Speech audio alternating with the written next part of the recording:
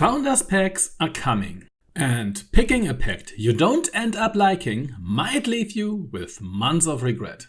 For the first time ever, Soulframe is getting paid content, so choosing wisely actually matters. In this video, we will break down what we know, what we don't know, and which of the three Wyld Pacts is the safest pick on day 1. And more importantly, how Preludes 12 together with the new Cogah difficulty might shift the power landscape for each of the Wyld Pacts. So before you spend money on your first prestige investment, here's what we know so far about the Founders Packs and what that actually means for your choice. The Founders Packs come in 3 versions, one for each Wyld Pact: Oscelda, Sirin and Tethren. Each pack also unlocks instant access to Soulframe, plus a few extra codes you can hand out to friends. Inside each pack you get the Wyld Pact variant, and with it a set of unique gear that is currently exclusive to Founders. You also receive Arcs, the premium currency similar to Platinum in Warframe, and Moonsteel threads used for bee-stitching, Soulframe's transmog system. Each pack comes with a flower you can plant in the Eternal Garden, the Founders Only area where your name stays permanently. A nice little I was here before it was cool touch. If you go for the Paragon Pack, you get all 3 Wyld Packs at once, plus additional Paragon Only gear.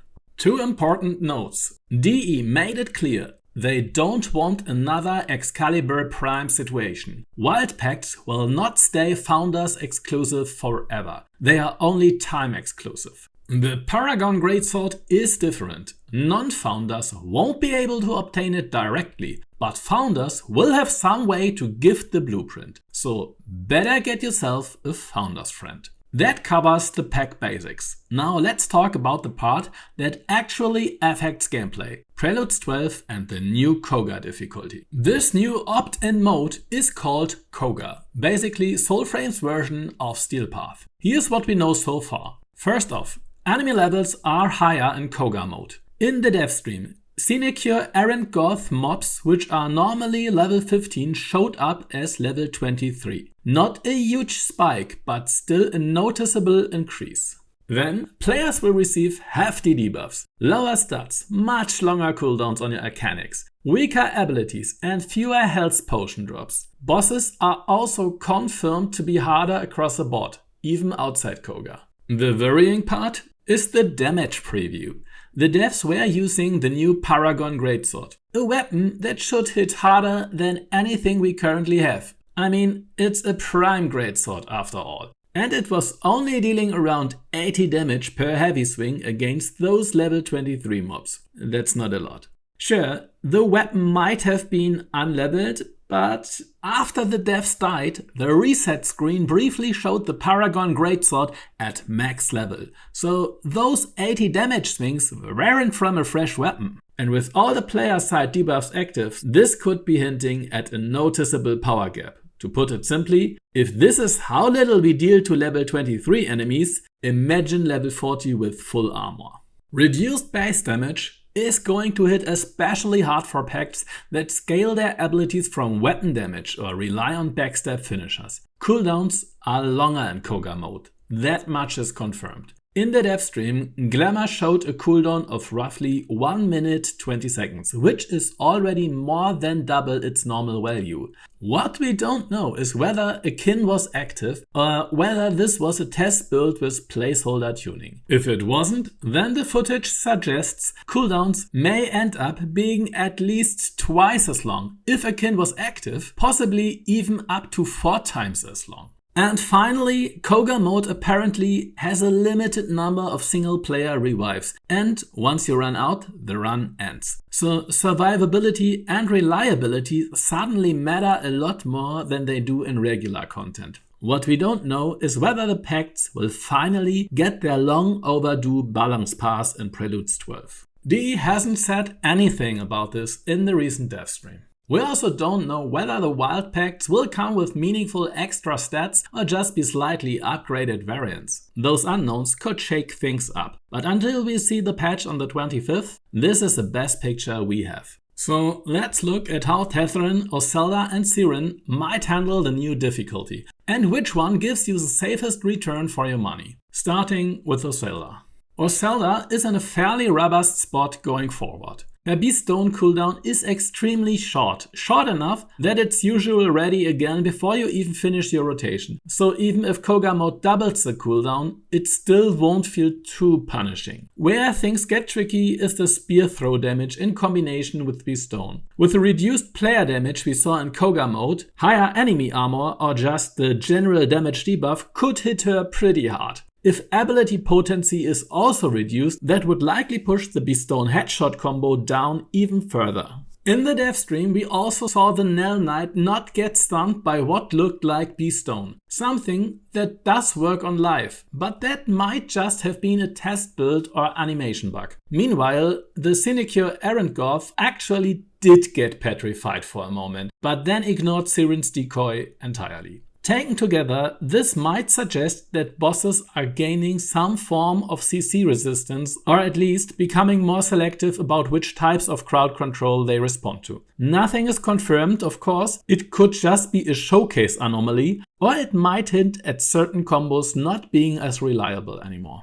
Outside of that, Phantom Flock looked unaffected. The boss was still taking stagger damage, so the Ravens should continue contributing to stagger build-up on bosses and regular enemies. And Elder Bloom will likely remain one of the most useful heals in the game. Yes, the prolonged cooldown will hurt, but the value of strong sustained healing only increases when your number of revives is limited. In both solo and multiplayer, it will likely stay an incredibly useful tool.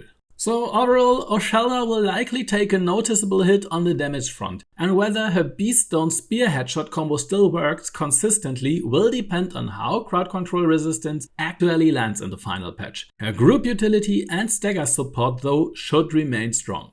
Now to our beloved Faechild. Thematically, she is my favorite of the three, but mechanically, Sirin might struggle the most in Preludes 12 if the pacts don't get a balance pass. Sirin's entire kit leans on three pillars: crowd control, backstabs, and frequent ability casts. If Cogah Mode pushes Pick Tricks Powder to something like a 20-second cooldown or even longer, that 3-second stun would likely lose most of its uptime advantage. You wouldn't be able to chain it anymore non-stop, and that would mean losing control over enemy positioning. And with the question of how bosses will react to crowd control still unanswered, will Pick Tricks Powder be of any use there? Will the decoys still redirect aggro, or will bosses just ignore it? We simply don't know yet, but even in the current game, these effects already fall off very quickly in boss fights. Damage is another issue. In the dev stream, a great sword finisher barely broke through 550 damage. On Sirin, with the cooldown nerfs in place, you would probably only see 1 or 2 of those per minute, if the footage is any indication of what's coming. And even then, only on humanoid bosses. That's not a great outlook for a pack that relies on backstab bursts to stay relevant. Sirin already had problems, long animation times and a decoy that can fail to pull aggro, leaving enemies still locked onto you while you're already in melee range. And in those situations, one failure can instantly turn into a death. All of that becomes even harsher in a mode where we have fewer ability casts, possibly more crowd control resistant enemies, limited revives, and higher level foes. The whole environment is shifting against everything Sirin relies on. I really hope my gut feeling is wrong here, but Sirin was already flying with one of her butterfly wings bent, and I'm worried Preludes 12 might snap the other one. Please prove me wrong, DE. If you love Sirin, like I do, hope for the best, but prepare for the worst. And maybe wait for the eventual pack rework before expecting her to shine in Cogah Mode. But to be fair, outside of high difficulty content, Sirin is and will remain the best new player pact in the game. New players need materials, and Sirin is the only pack that can pickpocket at all, while also being the most efficient at breaking crates and barrels. That's not really an argument for Wyld Sirin specifically, but it's absolutely a reason to pick her as your first pack when starting out. And then we have Tethren. In my opinion, he's probably in one of the best positions to get into Preludes 12. Tethren already has more damage than current bosses can realistically survive. On life, I can't even finish a full Fellast rotation. 3 melee hits, the Orbit Blade as a 4th and the Spear Throw as a 5th. Every boss dies long before this cycle is over. Fellast will likely get even stronger with the addition of the Paragon Greatsword, at least for those who plan to pick up the Paragon Pack. Those 2000 Fellast finishers finally have a place where they belong, and the spinning Flyblades dealing around 150 damage in multiple times per second suddenly make a lot more sense in a higher level environment. Now, Tethren is not an I win button, he was never designed that way. But he does give you flexible tools. With a strong ranged weapon burst, you can stay safe and still deal heavy damage, especially when those hard mode bosses start feeling threatening. And if you are confident, you can always dive in and unleash the full melee rotation. Yes, Tethren will also feel the longer cooldowns, but Fellast never had a long wait to begin with. Surviving an extra 10 seconds between casts isn't ideal, but it's hardly a world-ending scenario. And while Fellast boosted strikes will see some reduced damage, just like every pact will, it will still very likely remain ahead of what the other pacts can bring, at least when it comes to boss damage. Tethren won't save you from your own mistakes. You can still get yourself killed just fine, but his raw offensive toolkit should give him a great chance of stomping Cogah bosses before they even get the opportunity to threaten you. He is also probably the only pact of the 3 that doesn't risk losing something essential. He simply has so much attack power that even if part of it gets shaved off, he can still compensate. So overall, Tethren seems like the strongest pact for dealing with potentially higher armored, nastier bosses in Cogah Mode. But hey, if DE announces a full pact rework tomorrow, none of this will matter anyway. In the end, we will see how it all turns out before the update lands on the 25th. So that's my current prediction for how the 3 Wyld Pacts might perform in Preludes 12. And remember, all of these pacts will be available to everyone later on. These aren't Excalibur Prime 2.0, they are only time exclusive. So if you love a theme, a fantasy or a character vibe, pick the one that speaks to you. But if you do want practical guidance, Tethren is probably the safest all-around pick, especially for bossing and high difficulty content. Oscelda will most likely remain a reliable choice thanks to her healing and team utility, making her great for newer players or anyone who values survivability. And Sirin is, well, she's stylish, unique and incredibly fun, and we will see just how the update affects her once Preludes 12 goes live. So in the end, choose what you like first, and if you want the strongest day 1 performance, lean towards Tethren or Oscelda. But remember, we don't know all the changes yet. For all we know, this entire video might be outdated next week, which honestly I would be totally fine with if it means Sirin gets some love. And all of you envoys out there, I hope you have a great time when Preludes 12 drops. And of course, a like and a sub are always appreciated. See ya, envoys!